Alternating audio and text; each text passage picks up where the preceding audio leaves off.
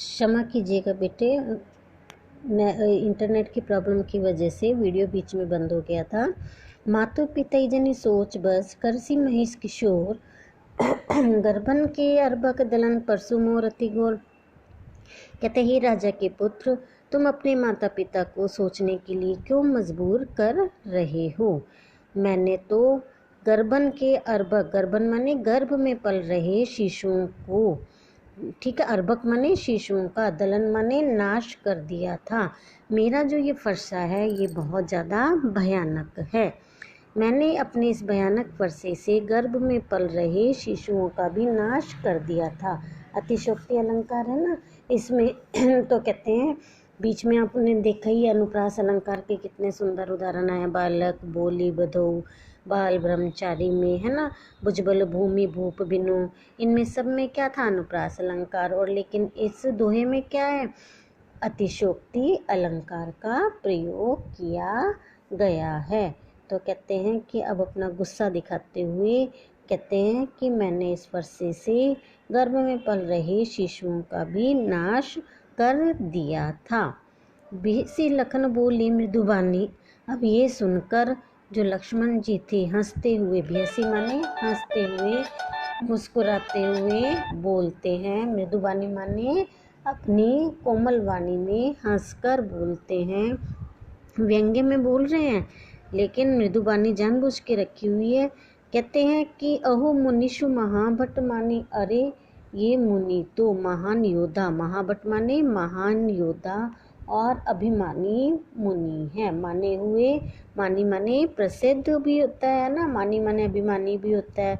तो यहाँ आप अभिमानी का मतलब प्रसिद्ध भी ले सकते हो ना, कि ये तो मुनि हैं जो महान योद्धा और प्रसिद्ध हैं।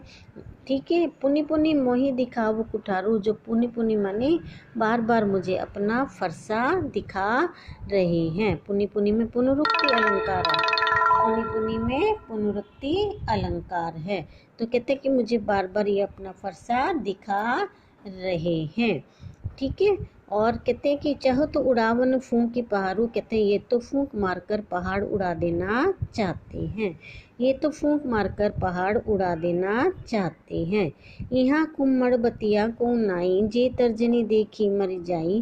कहते हैं कि ये कोई काशी का फल, कुम्मड़ बतिया माने काशी का फल नहीं है। काशी का फल, ठीक है, आपने पेठा होता है ना, उसको लिए कहते हैं। उसके लिए एक बात पर प्रसिद्ध है कि काशी का फल जब पक जाता है, ठीक, और उसकी तरफ हम तर्जनी अंगुली का, अंगूठे के साथ वाली जो अंगुली होती है ना, उसका इशारा करते हैं तो वो बेल से नीचे झड़ जाता है। तो कहते हैं कि ये कोई काशी का फल नहीं है जो तुम्हारी तर्जनी अंगुली को दिखाने से डर जाएंगे। ठीक है। किसको कहते हैं लक्ष्मण जी? परशुराम मुनि को। पहले तो कहते हैं ये तो फूंक मारकर पहाड़ उड़ा देना चाहते हैं, फिर कहते हैं कि हम कोई काशी का फल या कोमड़ फल नहीं है जो तर्जनी अंगुली के इशारे से ही नीचे गिर जाएंगे। देखी कुठारू सरासन बाना, मैं कछु कहा सहित अभिमाना। अब ठीक है ना, कहते हैं कि अब हम तो वो इतनी डिंगे मार थे तो उनको कहते हैं कि हम कोई काशी का फल नहीं है। फिर कहते हैं, कौन कहता है? लक्ष्मण जी कहते हैं कि हमने तो आपका को भृगु का पुत्र जानकर, ठीक है, भृगु पुत्र माने कौन थे भृगु पुत्र? भगवान परशुराम मुनि। देखे कुठारू सरासर बाना, मैं कछु कहा सहित अभिमाना। जो लक्ष्मण जी हैं वो कहते हैं कि मैंने आपका कुठारू, फरसा, बाण, धनुष सब कुछ देख कर, कहते हैं कि उन्होंने भी अभिमान के सहित कहा, भृगु से, भृगु के पुत्र, समुझ जनेऊ विलोकी, हम तो तुमने जनेऊ, तुम्हारा आपने देखा ना एक सफ़ेद धागा सा होता है जो ब्राह्मण अपने छाती पर पहने रखते हैं ना, कहते हैं कि हमने तो तुम्हारे जनेऊ पहनी हुई देखकर तुम्हें भृगुसुत समझ लिया, माने भृगु के पुत्र हो तुम, यह जानकर जो कछु कहा सहु रिस रोकी, जो कुछ भी कहा वो अपना गुस्सा रोक कर कहा। अगर आपसे हम योद्धा की तरह बात करते हैं ना तो दूसरे तरीके से ही करते हैं। हमने तो अपना गुस्से को रोक कर आपको कुछ कहा ही नहीं, क्योंकि हमने सोचा आप भृगु के पुत्र और जनेऊधारी हो, इसलिए हमने एक ब्राह्मण की तरह तुम्हारे से बात की है। बदे सुर महिसुर हरिजन अरु गाई हमरे कुल इन पर न सुराई। कहते हैं हम हमारे कुल में ब्राह्मण देवता पर, ब्राह्मणों पर और भगवान के भक्तों के ऊपर अत्याचार, और गाय गाय माने गाय के ऊपर अत्याचार नहीं होता। हमरे कुल इन पर न सुराई, इन हमारे कुल में इनके ऊपर सुराई माने अत्याचार नहीं किया जाता। किन किन के ऊपर? ब्राह्मण, देवता, भगवान के भक्त और गाय के ऊपर। बदे पाप अब कीर्ति हारे, मारतों पाप रही तुम्हारे। कहते हैं कि हम तुम्हें मारते हैं तो हमें पाप लगता है, अगर तुमसे हार जाते हैं तो हमें अपयश मिलेगा। कहेंगे एक ब्राह्मण वंशी मुनि से ही ये लोग हार गए। मारता हुआ परई तुम्हारे। कहते हैं कि इसलिए मैं तो तुम्हारे परई मने पढ़ता हूँ।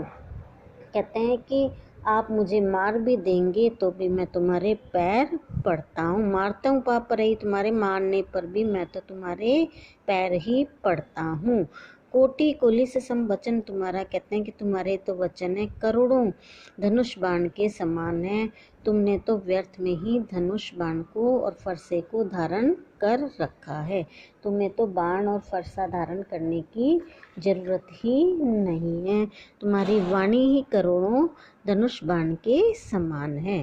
प्यारे बच्चों, आप इतना आज पढ़कर ध्यानपूर्वक देखना। कोई शब्दार्थ समझ में ना आए तो मैं गूगल मीट क्लास लूँगी आपकी प्रॉब्लम सॉर्ट आउट करने के लिए, उसमें हम प्रॉब्लम सॉर्ट आउट करेंगे।